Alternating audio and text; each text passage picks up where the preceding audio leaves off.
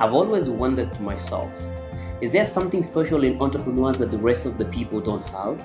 Is there something they know that the rest of the population doesn't? Is it their social, political, economic, or education background? Is it the schools they went to? What is it that makes entrepreneurs different? Welcome to my masterclasses where I'll share everything you need to know about how to start your business and become a high-profile, high-scale, and a super successful entrepreneur. And joined by the guest who includes entrepreneurs and many other upcoming entrepreneurs, we'll break down the myths, beliefs, ideas, facts, and just everything you need to know to become a high-scale and a super successful entrepreneur. My name is Shamma Juniour, and this is the Business Hub, the center of untold business stories.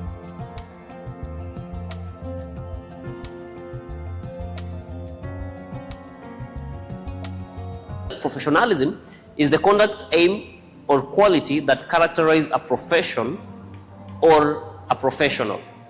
These are just the conducts, aim, qualities that actually characterize a profession or a professional. So, who is a professional? Anyone? Someone who has specific skills about something or someone. Okay, someone who has specific skills about something. Fair enough. So professionalism are just, qualities, aims, or conducts that actually characterize a professional or a profession. So what is a profession? So profession is a calling that requires specialized knowledge and often requires long and intensive academic preparation. Let me say that again. Is a calling requiring specialized knowledge and often long and intensive academic preparation. So does it mean when you go to school and get a degree, you are a professional? No. Just a quick. Why? You said no. Why? I asked the question, does it mean if you go to school and have the degrees and the diplomas, does it mean you're a professional? That's one, yeah, you can be a professional with that. Okay. And as well, another point, maybe even on the technical fields, maybe, okay, in short, you don't have to go to a university or anything of the sort for you to be a profession. Okay. All right. Based on the definition, a profession is a calling that requires a specialized knowledge and often long and intensive academic preparation. So let's combine the two. We need to combine the two and have the final definition. And actually, the final definition of professionalism, I had to add a few terms that were not on the first two because I felt they're being left out. And according to this, professionalism is conduct, aim, or qualities that characterize an individual with a calling or interest that requires specialized knowledge, skills, exposure, and often long and intensive academic preparations in a specific field.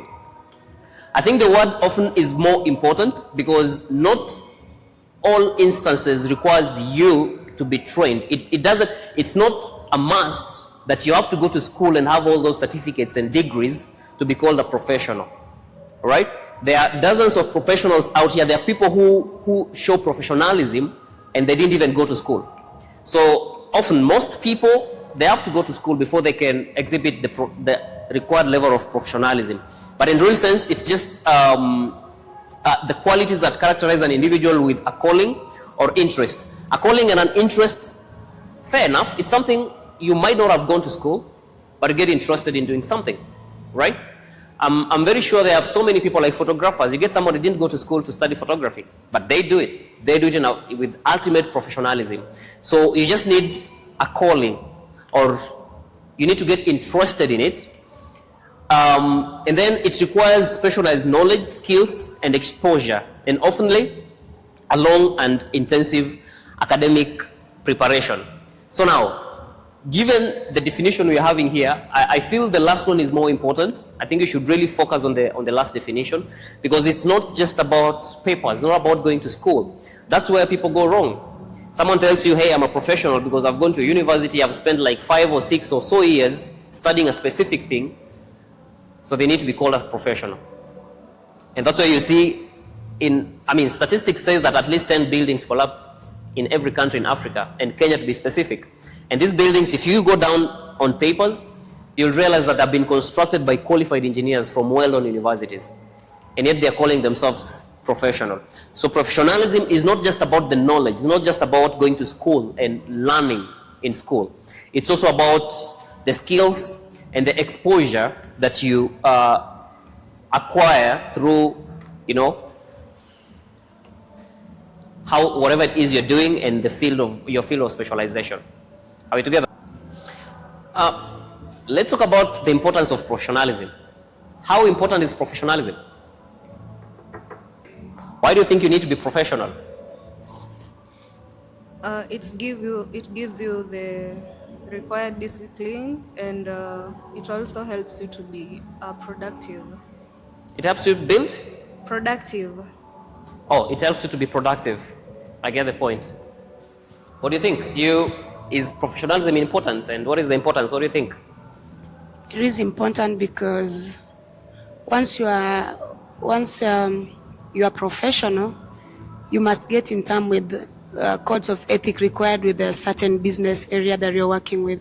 Okay. Sure. So of course, professionalism have got so many important, actually businesses thrive because of professionalism. If you're not professional, I'm not even sure how you're going to run your business in the first place, right? So I did sample out a few that I feel are quite important. Number one, it enhances the halo effect. And I said the halo effect states that if a client trusts one aspect of your business, they are going to trust the remaining aspect of your business based on the first aspect. Because if your clients trusts your dress code, your looks, your language, how you present yourself, your self-management techniques, if they trust that, they are going to believe that the remaining aspects in your business are also as organized as your dress code, as your language. You understand? So it enhances what we call the halo effect. So if you're professional enough, like from the first impression, it's going to help the clients to trust the remaining aspect of your business. So you need to try as much as you can to act, or rather look like a professional at all time. Not only when it's convenient, but always. The second is that it helps fasten the sales process. And this is a very interesting point. The other time we were talking about selling without selling. And the point that was standing out was that professionalism was carrying the day. Sometimes when you're discussing with your client about the sales, for instance, you're a salesperson or you are in a position where you're trying to convince your client to buy from you, professionalism is going to make you sell faster. You understand? Yeah, it's just going to make you sell faster. I remember a couple of days ago, there's a client that visited my office, and he came in as an impromptu visit. He didn't tell anyone he's coming, he just showed up. And now the client is like, yeah, I'm coming in, tell us about your products. Can you show us the samples? Of course, the samples are right there. They're seeing the samples. How do you go about it? We do the explanation, real-time explanation. And then a few minutes later, the client was like, I want to make payments.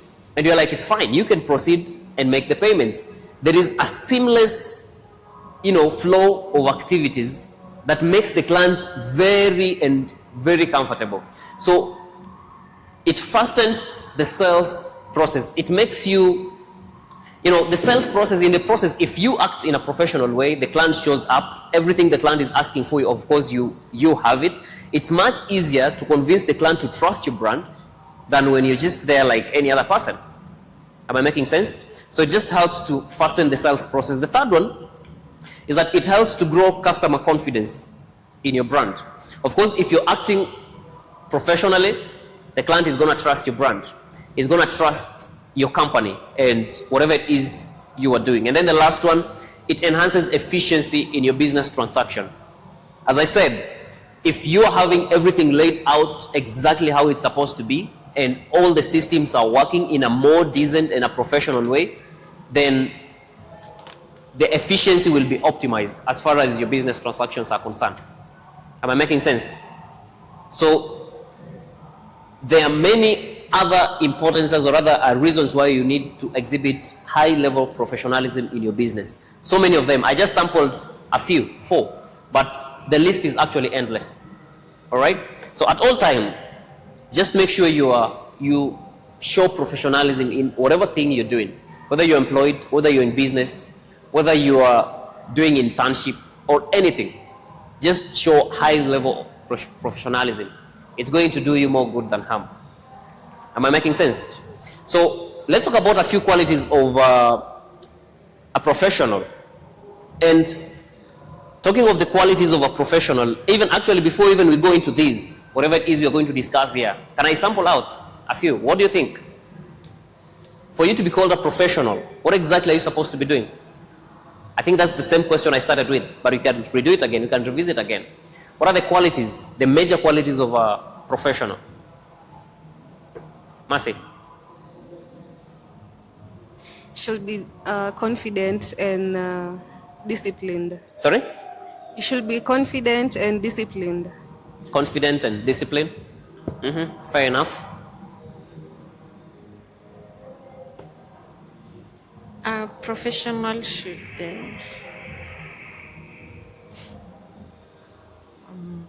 I'm not sure, but I think a professional should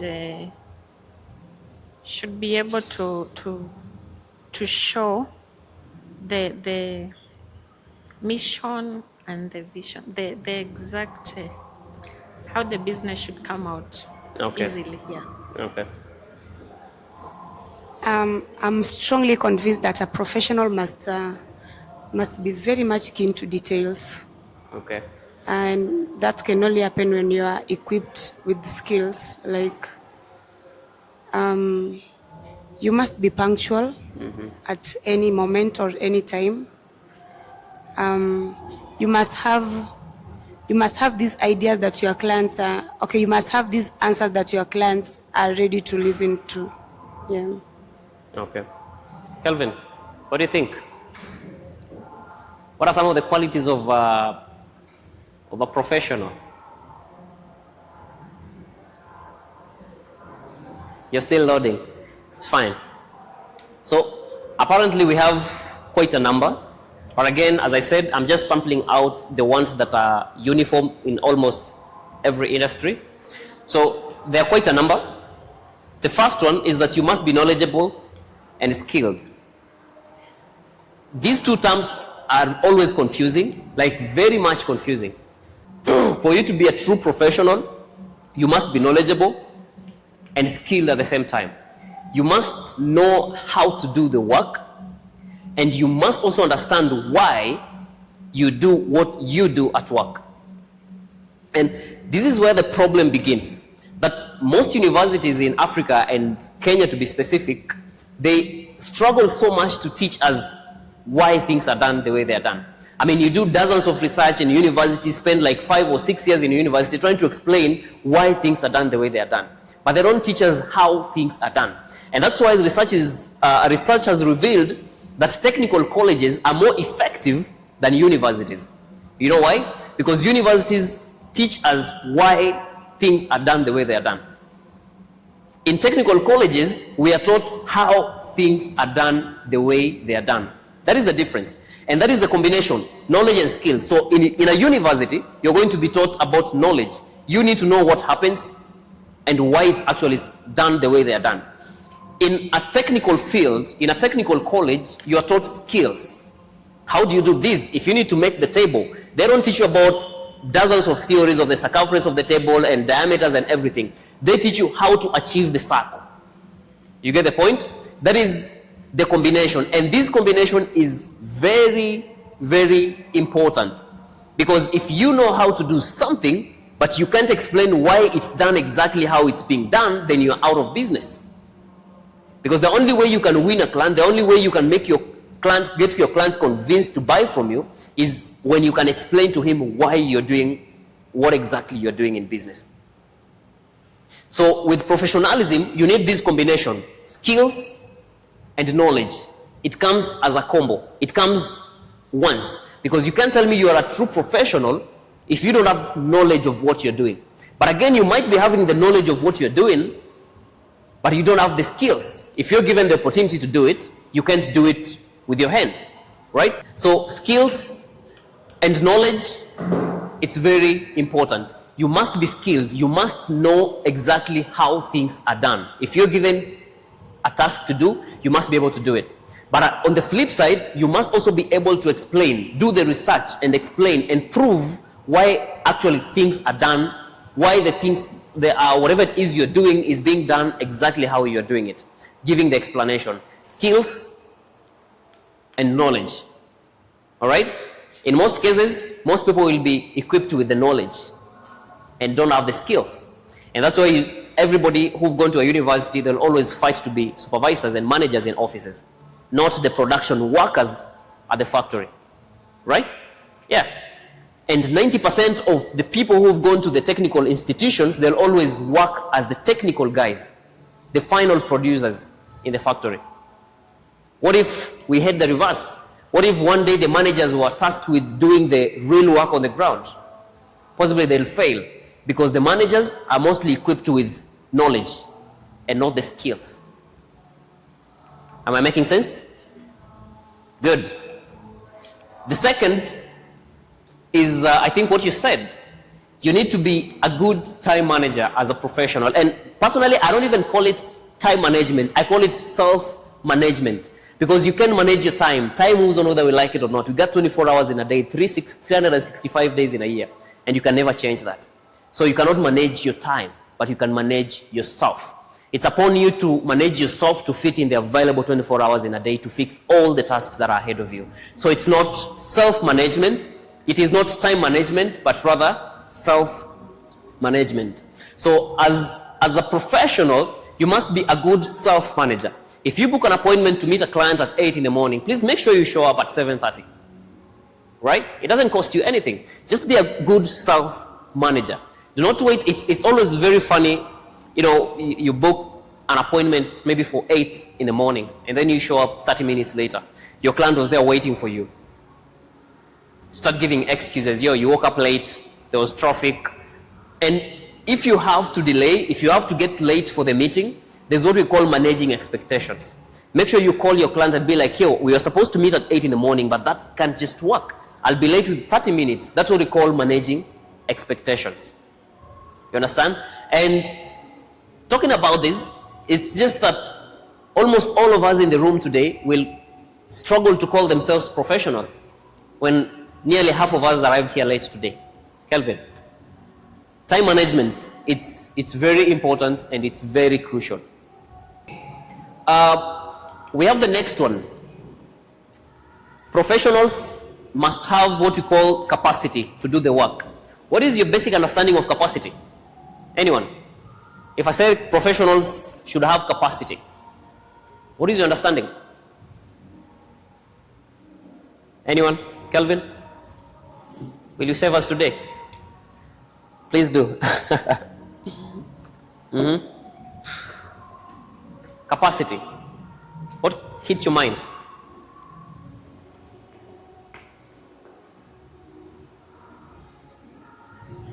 I think it's the capability capability, ability. That's it. And that's the problem. That's the problem with us.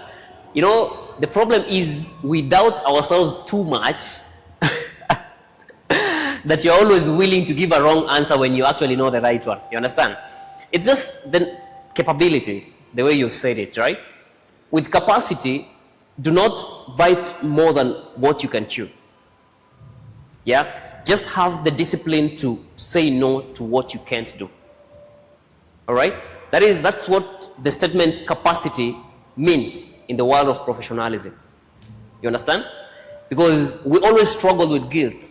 And this is something that kills most of us. You're in business, a client comes in and be like, can you do this work? You know very well you can't do it. But when you remember you've not paid your rent for 2 or 3 months, you can't just let that money go.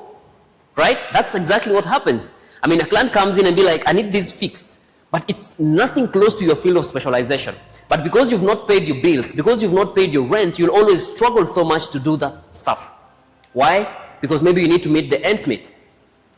So professionalism have the discipline to strip away what is not within their field of specialization. And never feel guilty about saying no, regardless of the financial burden or the debts you're having. Never feel guilty to say no. Because when you say no to one thing, you simultaneously say yes to an uncountable number of others that you can just see at the moment. So you must have the emotional permission to let go that which you can't handle, or that which that does not lie within your field of specialization. Am I making sense? So capacity, it's very basic. Don't just go for what you can't do. If you are in construction and someone brings you anything to do with printing or whatever thing, just be like, no, it's fine. I can't do it. But if you must take it and delegate. Take it and give someone who can do it in a professional way so that you don't compromise your name, your company name, your brand. Am I making sense? That's exactly what professionals do. And with capacity, it goes all round. It's not just about the work that you're doing. It even goes with the finances, right? Because there are some projects that comes in that you really need to invest in the finances. Not leave alone the finances, even the manpower, the human resource. You understand? It all adds up to what we call capacity. And that just reminds me of a couple of days ago. I think that, not a couple of days, I think it was last year, early last year. You know, there's this project that came and it was a tender we were bidding for. So I had to go in, competing with a few people. And of course, whatever happened. When you are filling that document, you lie about so many things. You lie how you have the machinery, you have the finances, you have the manpower. And I can tell you, it went through, we got the project. And then at the onset of the project, the clients were like, you need to start the project for, 30% tune with your own money. To be honest, we wouldn't raise the money. We lagged the project. We took like around 30 days before we could start the project. And it was a lot of tussle left, right, and center, trying to convince the client that you actually have the capacity. Because we lied on the tender. You getting the point? So what happens is, of course, we did the project after borrowing money left, right, and center. But at the end of the day, it compromised the company name. The same client will never call me again and be like, yo, I have this project for you. Because we did lie on the previous project we had. So capacity, it's very important. And capacity, I'm even forgetting, capacity is very broad, including the knowledge and the skills. You understand? You must have the relevant skills and knowledge that you need to do a business. You really must be able to handle every single bit of the transaction that you're just about to. And that's what we call capacity. Am I making sense? All right. You must exhibit high level of integrity. What is integrity? Anyone?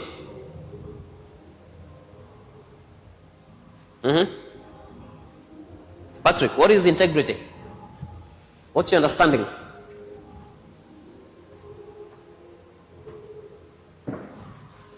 Anyone? Take the mic here. Pass the mic. I think integrity is just a high sense of self-discipline. A high sense of self-discipline makes sense. Anyone? It's fine. You can give a different version. Don't kill yourself to try to align with anyone's opinion or trying to be perfect. It's a learning session. So integrity is just about whatever she's saying about self-discipline. Integrity is just meaning what you say. Having the discipline to mean what you say, right? If I've just given a good example, we are filling the tender and we are lying a lot because you just want to win the tender anyway, right? You don't care of who is going to receive it or how you're going to handle the project. You're really busy of, going through the whole tendering process and bidding through the whole tender and having it successfully, right? That is exactly what you care about. Honesty in business is the highest level of professionalism. Just honesty alone. You understand? The time when your clients are calling, Patrick, when your clients are calling and you're not able to receive their calls, it's just about integrity. The reason why you're not receiving their calls is because you promised something that you're not able to deliver, right? Integrity. You promise you're going to show up at 8, but you didn't show up. Integrity. You promise them the project is going to take 2 days. You end up taking a month. And by the way, personally, I had that problem a couple of years ago, where you feel like you're going to lose the client. So the only way to win the client is lying to them. So the client is like, oh, I'm giving you this project. How long is it going to take? You'll be like, yeah, this is going to take 2 days or 3 days, right? Only to start and take like a month. Only to start and take like a whole month when the client is already frustrated, he's mad at you, pissed off, you can't even have a conversation. Integrity. So as a professional, actually integrity is one of the most important values, or rather the characteristics that characterize a professional. Because if you're not able to say the truth, it doesn't just make sense. If you're not able to say the truth, it talks more about your integrity. And it's not just about business, even employment, lying to your boss, lying to your colleagues, lying to clients. It shows, if you can lie to your client, then you don't have values in business at all. So integrity is very important. And then the fifth one, you must be accountable. What is accountability? What is your understanding of accountability in business? Pass the mic. You need a mic, I think. Okay, it's fine. Patrick, what is accountability in business?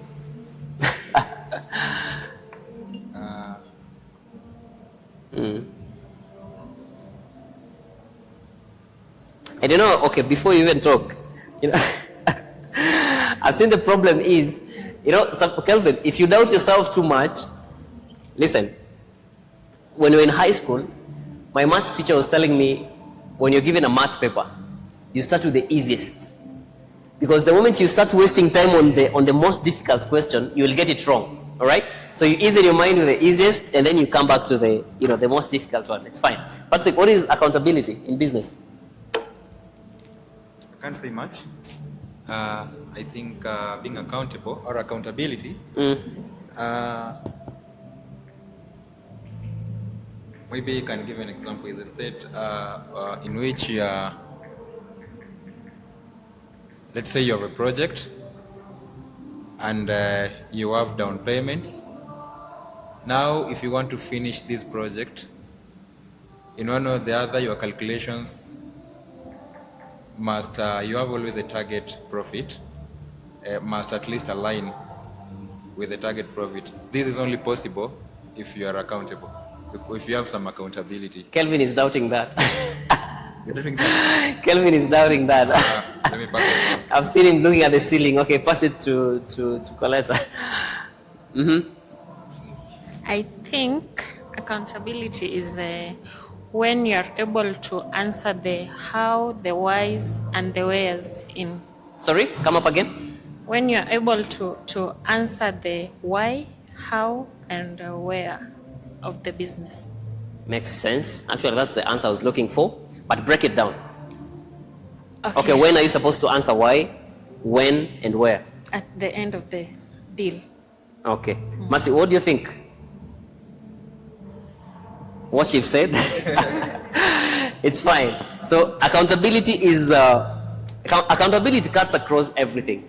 From finances, to time management, to integrity. You need to be accountable. Okay, let me ask. Mercy.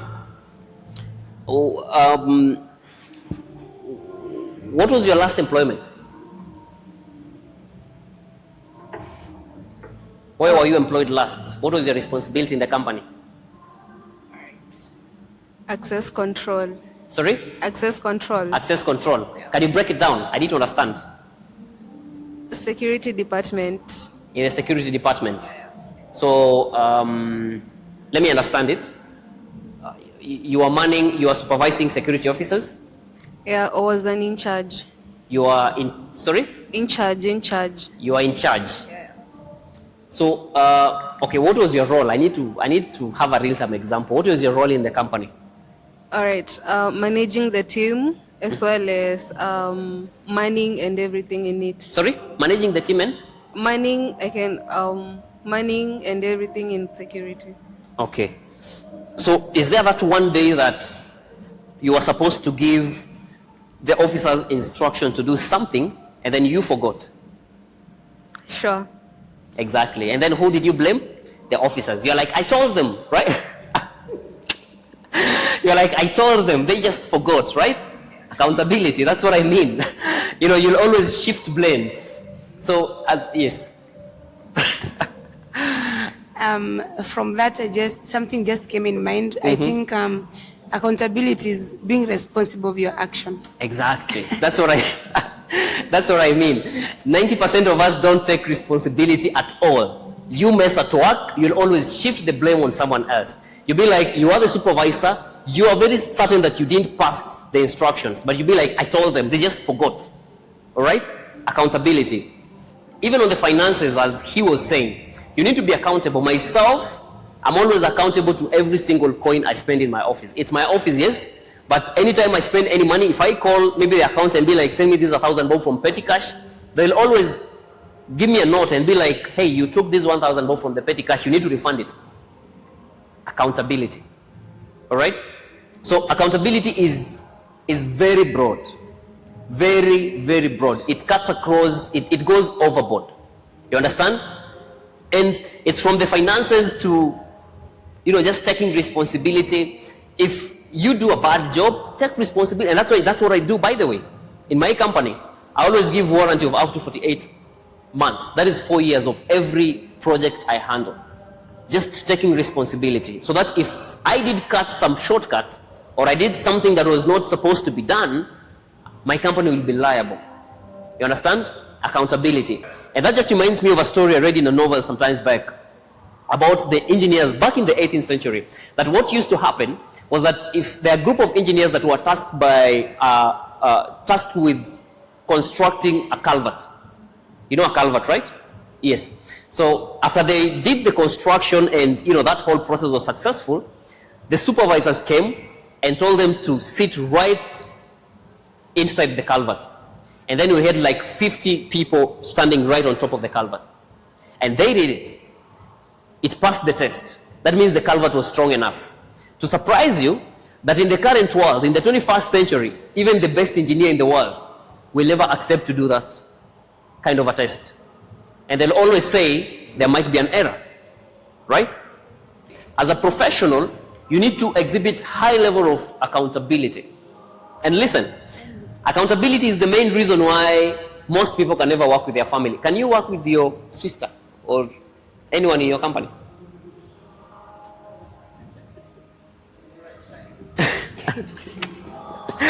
Patrick, can you work with your sister in your company? Or anyone, your brother or something? I've not tried. Why have you not tried? I've not been in that position to try. Okay, 90% of people will be like, I can't work with so-and-so, I can't work with my wife, I can't work with my brother, I can't work because they don't need to mix family and business. It's nothing about family and business, it's just about accountability. It's because when your wife comes on board, they take this money from the account, they don't need to be questioned. You're getting the point? They'll feel like if you question them, you don't trust them. And by the way, there is a very thin line between accountability and trust. And listen, I remember some times back, I think that was last year, early last year, when I was just starting to work with my wife in the company, and I remember I was out of the country. So I sent her some bunch of money, around 200,000. And I'm like, this money you need to do this, and this, in the work setting. So she does that and wastes some part of it, by the way. So I travel back and I'm like, I sent this amount of money. Can you give me a breakdown of how the money was spent and where the balance is? And she was there freaking out. Yeah, you don't trust me, all those kind manner of exchange. So there is always a thin line between trust and accountability, and more so when it comes to finances. Because if someone doesn't trust you with finances, they won't even give you the money in the first place. Are you getting the point? If someone doesn't trust you with the money, they won't give you the money. But if someone gave you the money, that means they trusted you with the money. So if they're asking for a breakdown or an explanation on how the money was spent, that is not about trust. It's about accountability, because you need to take responsibility of each and every transaction you make with the company money. Am I making sense? And this is something that even, it's a challenge I even face with my employees. You give someone like 10,000, hey, go and buy these and these materials. Of course, they go out there, they take some lunch, it's part of the money. They even take an Uber part of course, when you're giving them the money, you know they're going to spend. You give even an extra amount on the same. But when you call someone and you be like, yeah, can you give me a breakdown on how this money was spent? Someone will always feel like you don't trust them. Someone will always feel like, you feel like they're not responsible enough. There's a difference between trust and responsibility. Because if you are talking about money, if I didn't trust you, I wouldn't have given you the money. But the fact that I gave you the money and I'm asking for a breakdown on how the money was spent, it just means that I need you to be accountable for your expenditures. Am I making sense? So there is a very thin line between trust and accountability. And it's not just about the money, about everything else. You understand? When someone is delegating a role or telling you to do something on their behalf, and they're asking you for an explanation on how to do it, or they're even taking their time to explain to you the finer details on how you're supposed to do the task, it's not that they don't trust your capability. It's not that they don't trust your skills or your knowledge. It's not that they don't trust your presentability. It's just that they need to know that you are accountable enough. You're responsible for your actions. Am I making sense? Good. So accountability, professionals, as a professional, you must be accountable for your actions. From finances to the actions you take. If you make wrong decisions, be accountable for them. You understand? How many people have been arrested here? By police? At any point? At any given moment? Patrick, have you been arrested before? Yeah. Why? Why were you arrested? Was it a stupid, a silly reason or something? Very silly reason. You mind sharing? It was about... You remember the curfews during COVID? Yeah. So in one or the other, I didn't have mask and it was past time. Exactly. Yeah. So when you're arrested, how are you feeling about the police? The police are petty, right? That's what was hitting your mind. Yeah, sure. You're like, the police are petty. These guys, they love taking money from people, right? Yeah. That is exactly what was hitting your mind. But you're not looking at it from the accountability perspective of it. They arrested you because you didn't have a mask, right? Just take responsibility of your actions and move on. Accountability. The next one is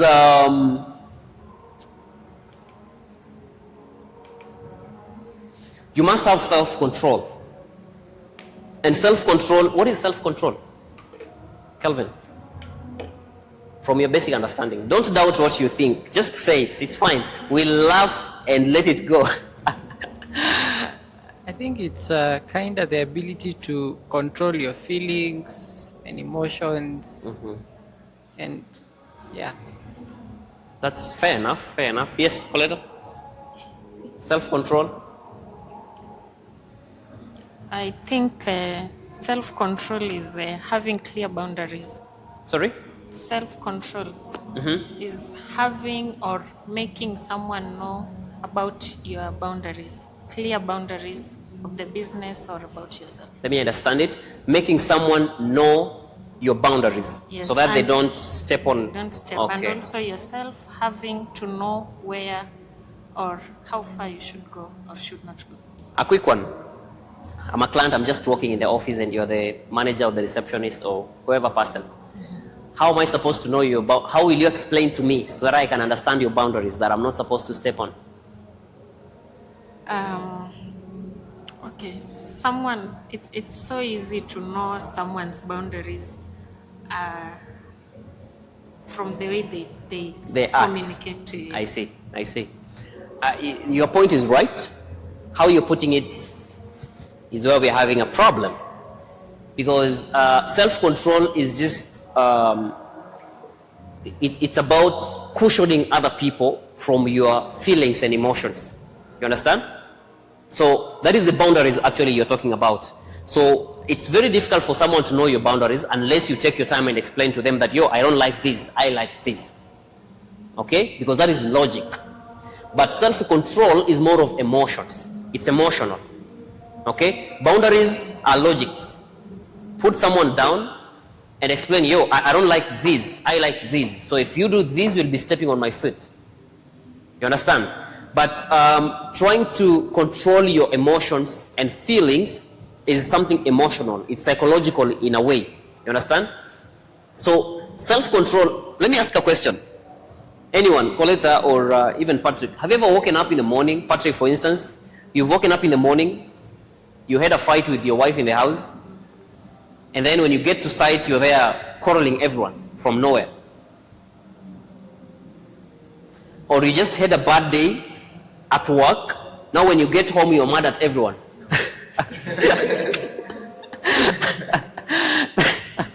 That's what I mean by self-control. You need to cushion everyone else around you from your feelings and emotions. You understand? So as a professional, you must have self-control. And with self-control, it's about controlling your verbal intelligence and emotional intelligence. You understand? You need to know what to say, to who, and at what time. That's what we call verbal intelligence. Control your mouth, because sometimes whatever you could be saying, to you, you might say it because of emotions, but it might be killing someone else on the flip side.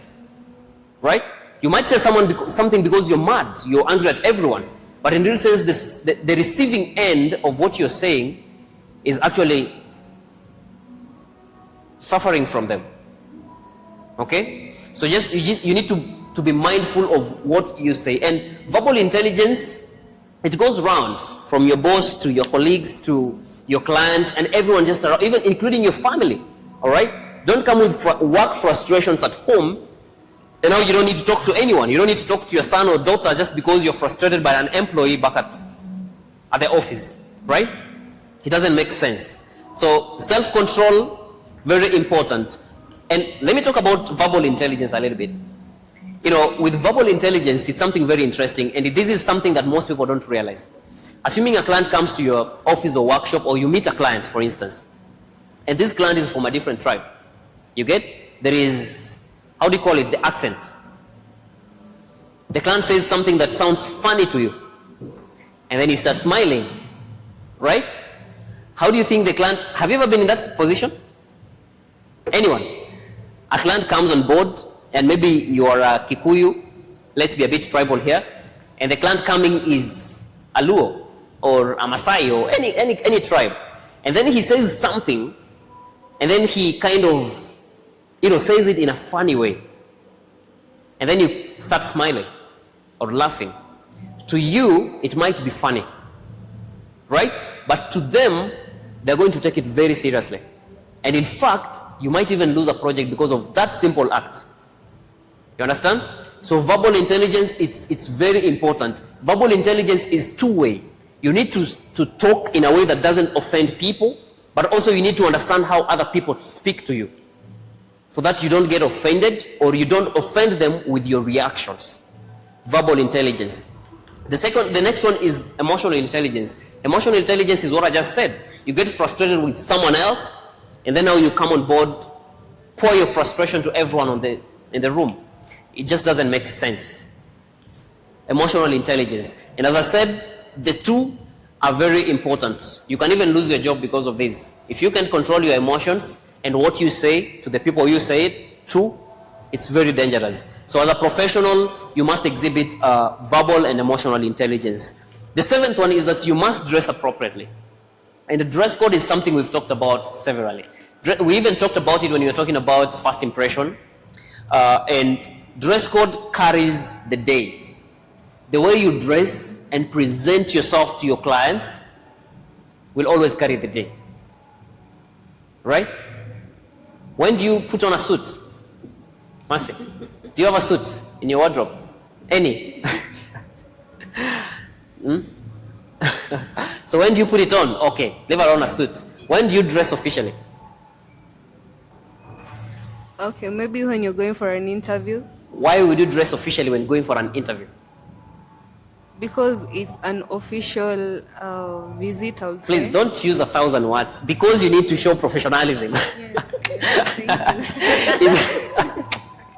It's simple. You dress officially because you need to show professionalism, nothing else. Don't use all manner of words in the words to explain that simple term. So your dress code will always carry the day. And it doesn't matter where you're working, whether you are a manager in an office or you are a production worker, professionalism is key. That's why I use these two pictures. There's one team that works in the office. You need to dress well. You need to look the part. All right? You need to look like what you do. And then there is another team that works on the field. Okay? Dress well. Have your overalls, your safety boots, your helmet. It's fine. That is your field of specialization. Don't get ashamed of it. Am I making sense? So dress code is very important. Very more than just important. All right? So as I said, dress code, very important. Show up well, elegant, and decent. I can confirm to you, for me, I don't compromise on my dress code. That is one thing I can confirm to you today. If I'm going for a meeting, a very serious meeting, I'll always show up in a very decent way. Yeah. In fact, I always make sure that anytime I pull up in a room, the client will always compliment my dress code. Always. And that reminds me of a couple of days ago, I was going for a meeting with the manager at Hexing. There's a company called Hexing. They manufacture electric tokens. If you have your token in the house, it's written Hexing. So I was going for the meeting with them, with the manager. And when I walked into the reception, of course the receptionist, directed me to the manager's office. And the very first thing that guy told me was like, you look sharp. That statement alone, you look sharp, carries the day more than the 1,000 words you're going to explain when you're talking about your products. Because I said, the halo effect says that if the client trusts one aspect of your business, they're going to trust the remaining aspect of your business based on the first aspect. So if your clients trust your looks, your dress code, your language, your grooming, they're going to trust the remaining aspect of your business, knowing that it's also organized the way you're organized in your dressing. Am I making sense? So you must dress appropriately. You must dress well. It doesn't cost you anything. Of course, it costs you the money to buy the dress, the cloth, but it's yours anyway. You're not buying it for the client, right? The 8th one is you should be well equipped. What do I mean by being well equipped? Kelvin, I'm asking you intentionally because you don't deal with equipments. You only have your laptop and that's it. So what do you mean by being equipped? What's your basic understanding of the same?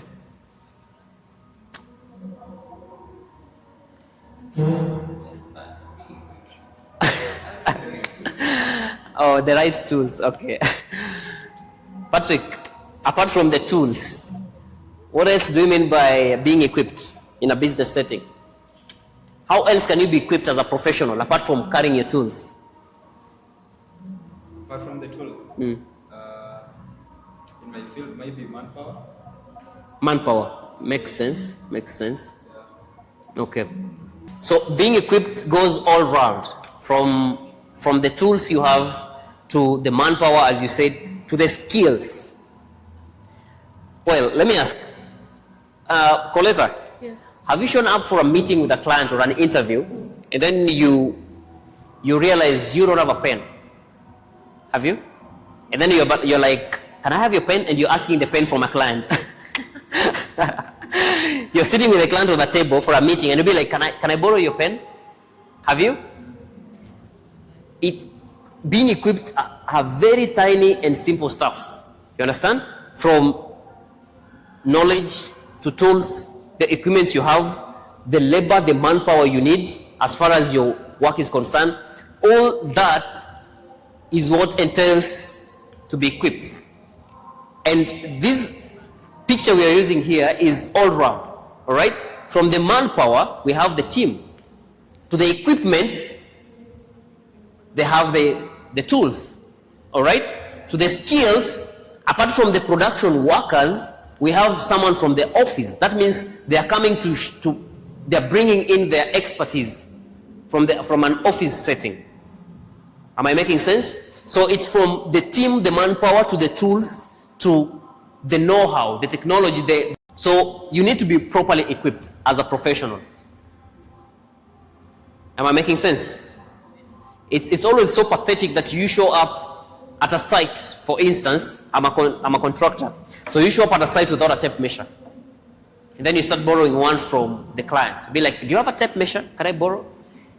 It shows highest level of unprofessionalism. You must be properly equipped. Or maybe, Kelvin, a client asks a question and then you go on the internet to confirm the answer. Have you done that before? A client asks a question and then you go on the internet to get an answer from Google. It just doesn't make sense. All right? You must be properly equipped. Actually, I always say a second should not elapse before you start answering a question from a client. That is always my philosophy. The moment a client asks a question, you have less than a second to start answering the same question. You don't even need to start thinking about it, looking at the ceiling or the ground to think of the answer. It should be on your, fingertips. Am I making sense? So professionalism is an all-round kind of a structure that most of us don't even pay attention about. If someone asked you today, the same way I asked you earlier, what exactly are you supposed to do to be regarded as a professional? You may not even be in a position to answer. You understand? But there are finer things. How you speak to people, how you time management, you understand? How well equipped are you? Am I making sense?